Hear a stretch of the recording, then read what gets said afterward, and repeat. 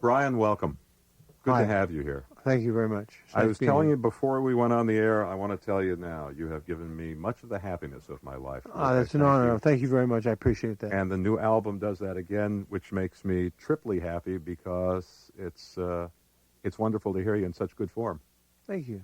The vocals on the album, you sound like you're in the best vocal estate since Sunflower. There's like a sense of... Well, I did all the voices myself, and when you do that, when you harmonize with your own voice, the harmony gets tighter and it's a better harmony. Are you singing better, though? I heard you gave up smoking. Oh, yeah, I quit smoking, but it screwed my voice up for a while, I'm slowly getting it back, but it screwed me up. Yeah, because this is, just technically is the best I've heard you in years. Yeah. It also, you sound on this album like you found your voice again. Yeah. In many ways, musically as well. Yes. How did that come? How did that open back up? How did what now? How did that open back up? I mean, you sound the happiest that you have sounded in ages. Well, I hadn't recorded anything for 10 years, and a lot of that had built up inside of me over those 10 years, and I dumped it out of my chest and into tape and all my love that I could put forth, for a record. It's a remarkable achievement because for all the things that you've been through, I don't know, some people would not expect pouring forth love would be what would come out of you. I think the background voices in my album is love. I think there's a lot of love in it. I think that's my love coming through with my singing. Does a lot of that have to do with the new life? You have a new wife, apparently happy married. Just met her outside. Yeah, I before have two baby daughters. 2 baby kids. And in our own studio in St. Charles, Minnesota, Illinois, that we had built especially for this album. Now, why St. Charles, Illinois? Well, we were in Chicago about 4 years ago, and my co-producer's wife, Chris, and my wife, Melinda, went looking around for houses. They found 2 houses side by side in St. Charles, and we bought them. Did you know anything about it? I know it a little because I used to work at WLS. Yeah. And I know the town. It's a sweet little town along the Fox River. It is. It's nice. But it's not where you would think to find you. No, it's very conducive and peaceful to recording music. It's very conducive. Because of the sense of peace and being away from all the sturm and drag of Los Angeles and the agents and the this and the that. Yeah. That's nice. The solo concert that you did in St. Charles, right, sounded like a very un-Brian Wilson thing to do. Was that hard? The what? The solo concert that you did. Oh, I was scared to death. I was so afraid, that I wouldn't go over. But when I walked out on stage, I got a standing ovation for 5 minutes. Which was such a pump up. You can't imagine. Well, do you know how much love there is out there for you? I don't know. Apparently, I can feel some of it now. And it's been built up because it's been so long since people have had access to you. Yeah, I know. It's just there for you, man. I know. Was that nice to feel, or was it so unexpected that it just... No, it was a pleasure. It was a pleasure to feel that, It really was. Are you going to do some more performing out there, or is that a little too freaky? We're going to do a tour in October around the big cities of America. We're going to do some concert dates. Are you looking forward to that? Yeah. That's great. And South America, the song on the new album, Imagination, sounds almost like a slap at some of these people, who like the song that Bare Naked Ladies did. I mean, a lot of people have romanticized your bad years, and it's almost like some people want you to be a permanent victim, forever with your fears. There was some, very romantic image about that to some people. Yeah. Is that song to some degree saying, no, that's not me, I'm not there anymore? What song is that? South America. South America was my longing to meet a South American girl. That was just simple as that. Yeah, but Jimmy Buffett wrote the lyrics. He wrote them all. He wrote the lyrics. Mm-hmm. And I was so proud to read them and sing them. Have you ever? Well, Happy Days is pretty close, actually, on the new album. Have you ever written a song, or thought about writing a song about all you've been through, or is it just too dark to go there? It's too dark for me, except for Happy Days on the album. Happy Days is sort of like what I went through, and how I came through it, and how I was happy again. So I used to be so far from life, no one could help me, not even my wife. Right, I know. And then later on, it goes, "Happy days are here again." That's an amazing song. Everybody I talk to says, "Man, you're looking cool." You know? And yeah, you are. It's an amazing song. It goes through changes. I know, it's just because there's like 6 or 7 different parts to it. They keep changing and changing. Mm-hmm. I think it's a good. I think it's a good record, though. A pretty good record. Yeah, it is a good record. How did that? It's the most different sounding thing on the album. How did that come to you? What was the inspiration for that? Well, in 1970, I wrote the verses, and then in 1998, I wrote the rest of the song, because I didn't want to. I didn't think it was appropriate music in 1970, But now it's matched up with my life better, so I did it again. How much stuff do you have on that shelf from the past? Wow, 45 songs, I guess. Yeah. Yeah. And are we going to hear more of them, or do Yeah. some Yeah, we're going to hear more of them next year. musically in Happy Days? I mean, that thing really takes you from a really dark beginning. And you're Right. going, Right. where's this going? Yeah, right. And then sweeps you into that positive confidence thing. I know. It sounds like a lot of the healing I guess you've gone through, and Yeah. probably a lot of people will go through listening to. I hope so. Yeah, that's why I recorded it. To share that, Yeah, to share what I went through and to share how I got through it. that's an important thing, I know it is. because there are a lot of people who have gone through what you have. I mean, I admire you for just sitting here doing this. Is this can't be fun for you, is it? I mean, as shy as you've been and stuff over the I'm years. a little bit shy of interviews, but it's fun because it gives me a chance to. It's cathartic, catharsis. Mm-hmm. Talking is good therapy for me. Like an interview on a radio interview is good therapy for me. So I'm like, so I should charge you for this? No, I don't know. Those guys make good money. yeah, Well, I thought it could be a little extra something I do on the side. right. It in some ways, listening to the songs, and then this is weird with rock artists. Sometimes when they're writing personally, it's almost like listening to their therapy, and it can get you very Right. down and very dark. That's not at all what this is, though. It's really about transformation and coming through to the other side, Yeah, and very positive. And it's weird. I guess I keep going to that, but I'm amazed at how you have found a way to be positive about all these things yeah. after having gone through them. After I got through them, I just said, "What did I do that for? Why the heck did I go through that?" It didn't mean anything. There was no point to my going through it. As simple as that. Yeah, It's also real gutsy starting. We talked a moment ago about you're starting a family again. New wife, Yeah. 2 little kids. How old are they? oh, they're a year and 7 months old and 7 months old. And you're totally in love with them? Oh, we love them to death. We love them a lot. Yeah, they're wonderful babies. There was a lot of talk when you recorded that song with your daughters, did that album with your older daughters, Right, about the hard feelings that they had over the years right, from your not being there, Right. and all of that. In a lot of ways, I was talking about the courage of your even being here, considering your own family history with Yeah. your dad, and then the first the early marriage and Right. whatever feelings with the kids, starting all over again is also like another. It's a real kind of It's a new lease on life yeah. for me. It really is. I'm now able to concentrate more on my kids and watch them grow better and contribute to their growth a little more than I did in my previous marriage. And I want to get back to the music, but do you know? Because I have a lot of close friends who went through abuse as kids. Do you know what an important thing you're doing when so many people who come from the kind of childhood you have, just repeat it. I mean, they whack their kids, and then their kids grow up with that, and they whack their kids. When you break that chain and do what you're doing with your kids now and all of that, that's an amazing thing. I mean, that saves the next several generations of kids. I mean, that's really an amazing thing you're doing. I know. I'm totally dedicated to it. There's a commitment in my life that I made. That's terrific. Also, obviously, you're committed back to the music. How did this happen? How did this album come about? Well, it came about. I met Joe Thomas at Willie Nelson's ranch in Austin, Texas. Mm-hmm. Joe was producing an album by the Beach Boys and country artists.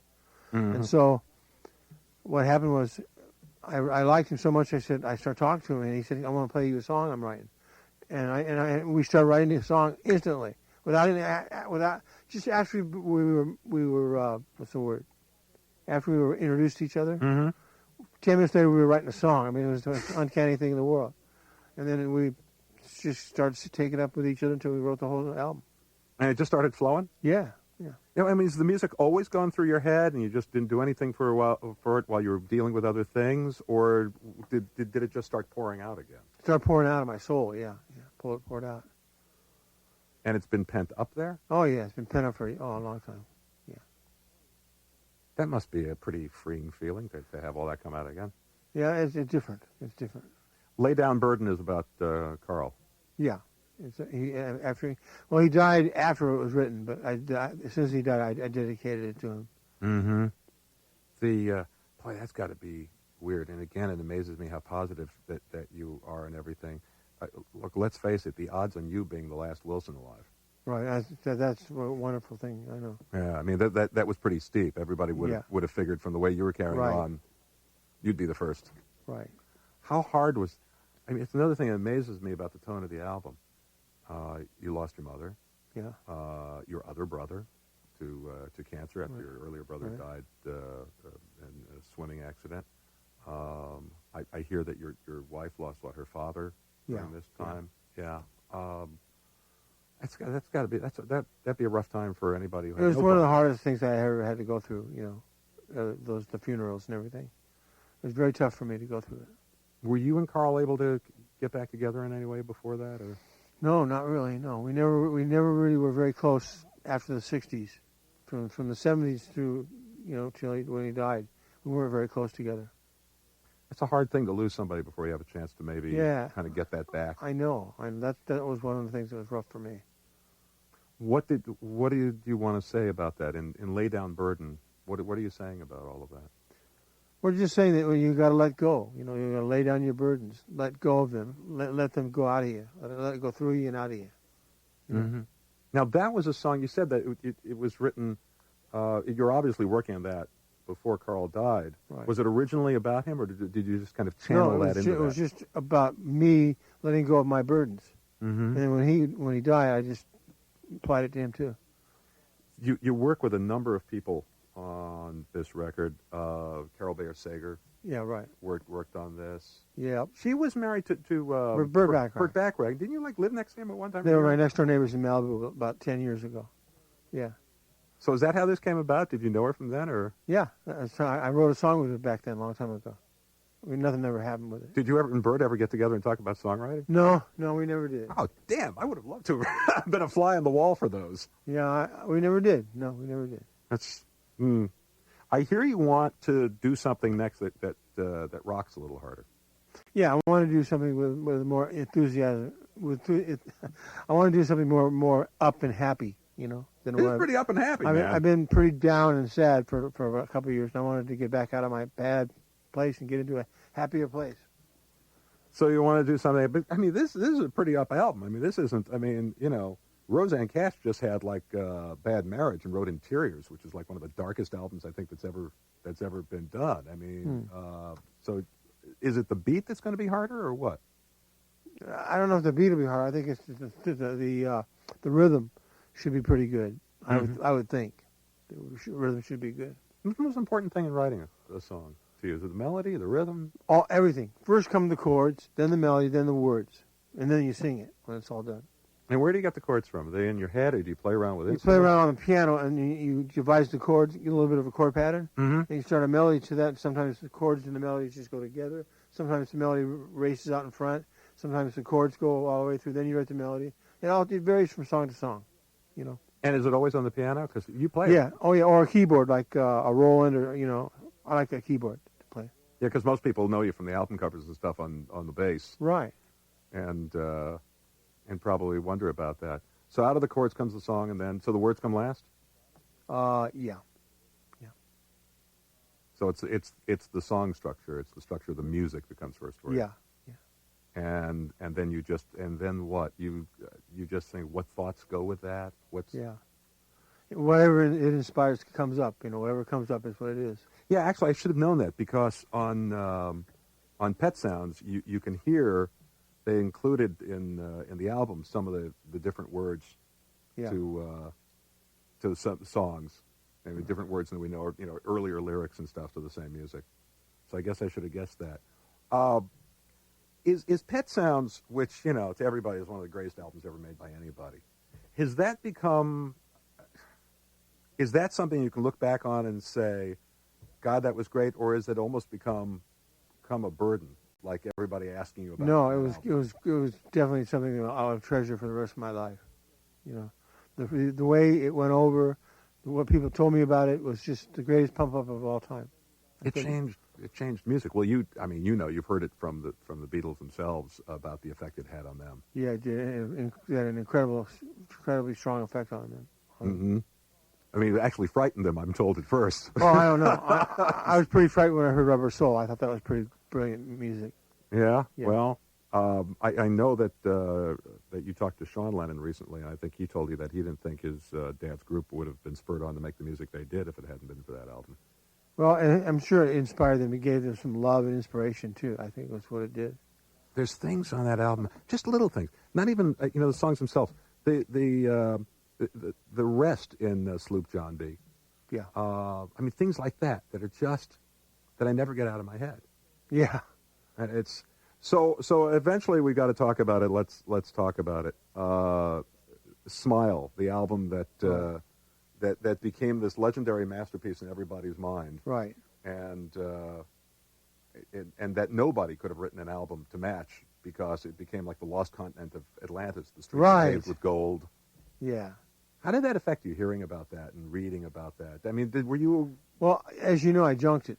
I threw it away because first of all, there were hardly any vocals on Smile. Smile was essentially just background tracks and little like 30-second pieces, 20-second here, 2 minutes there, 4 minutes there of background tracks instead of like with vocals. And you junked it because you just didn't like it. No, I didn't like it. I didn't. I was on drugs, took too many drugs, and I get going on 10 seconds of music. It was just a mess. It was a whole mess. So it's so weird. Now, why then, if you junked it because this isn't working, it's a mess. I've kind of got too messed up by the drugs and stuff to focus on this right, and toss it. How come in the public's imagination this thing became the Holy Grail? I don't know. It's just interviews. Every interview I ever did has a little of that in it. Yeah. Yeah. Did it bother you? Were you amused by it, or? I was bothered by it because I didn't like the album. I didn't like it. It didn't appeal to me. So here's this work that you don't even like. Yeah, and people talking. Yeah, in the press it becomes the greatest thing that you ever did. Yeah, right.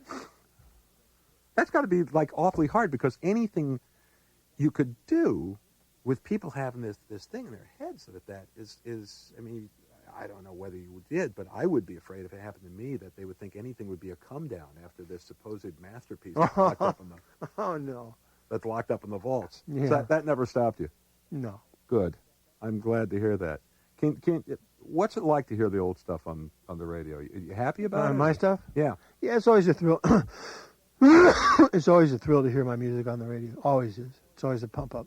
Mm-hmm. Great pump up. It's never. Gee, I wish they'd be playing some more of my new stuff than like doing this. This is great, but it's like we've been there, we've done that. Yeah. Are you hoping? What kind of reaction are you expecting for Imagination? I mean, it should be if they just put it on the music. I hope a really welcoming reaction. I hope it goes over. Because I really worked very hard on it. It was very difficult to get it all together.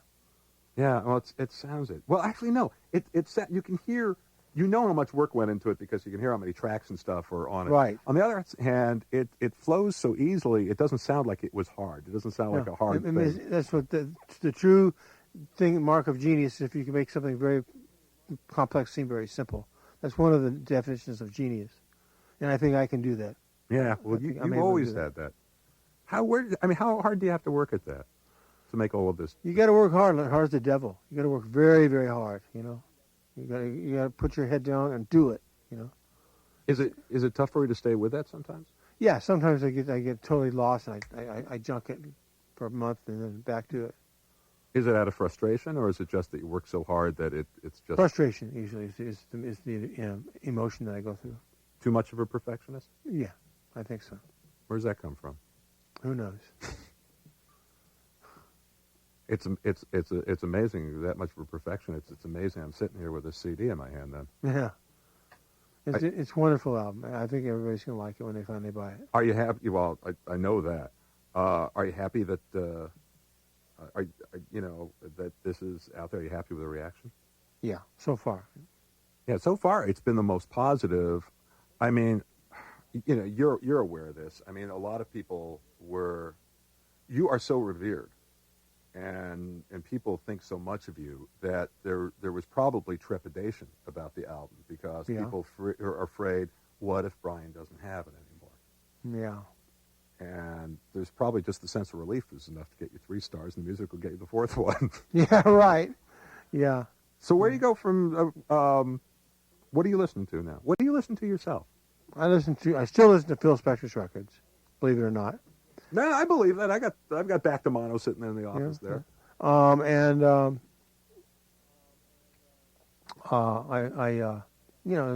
listen to Adolfo Tempore, Mm-hmm. and I just sort of scan the dial a lot. I don't stay with any one station too long.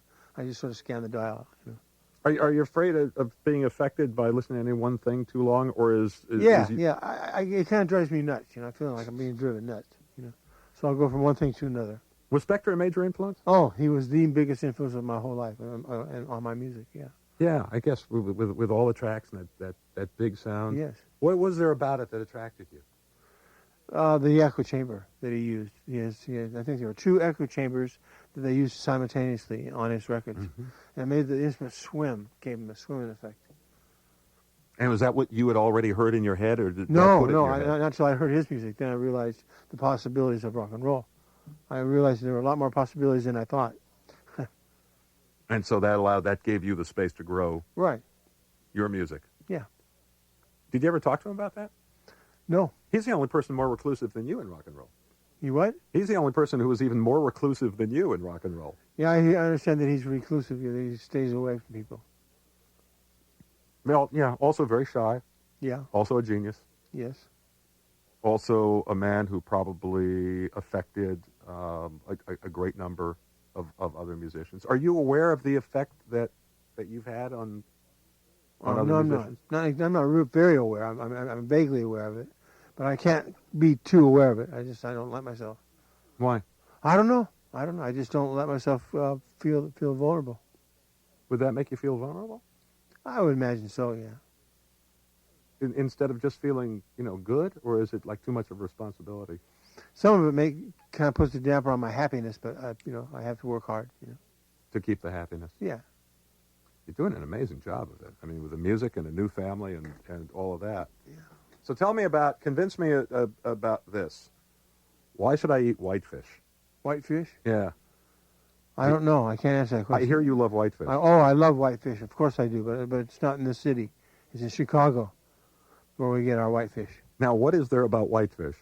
It's a gigantic, long piece of very, very, very flimsy meat, not very tough meat. Yeah. You can just barely touch it with a fork and it just melts almost. It's delicious, really good. So I should try this. Yeah. All right. Okay. If you say so, I'll do it. Where do you go from here? What are you going to do now? We're going to go to play with Jimmy Buffett. Great. In Cincinnati Saturday, and then we're going to fly back to Los Angeles on Sunday. And just relax. Yeah. That's great. I'm just so happy to see you. I'm so happy to hear what's on this album. I'm so happy to see you doing so well. Thank you very much. I'm happy to see you happy. It's weird. I mean, I don't even know you, but you've affected my life along with everybody listening so much. And Brought a little love and happiness to you. Yeah. Thank you. All the love and happiness to you, my friend. Congratulations. Thank you very much. Continued success. Good to have you back in our lives. All right. Thanks a lot now. Take care, Okay. Brian. Bye-bye.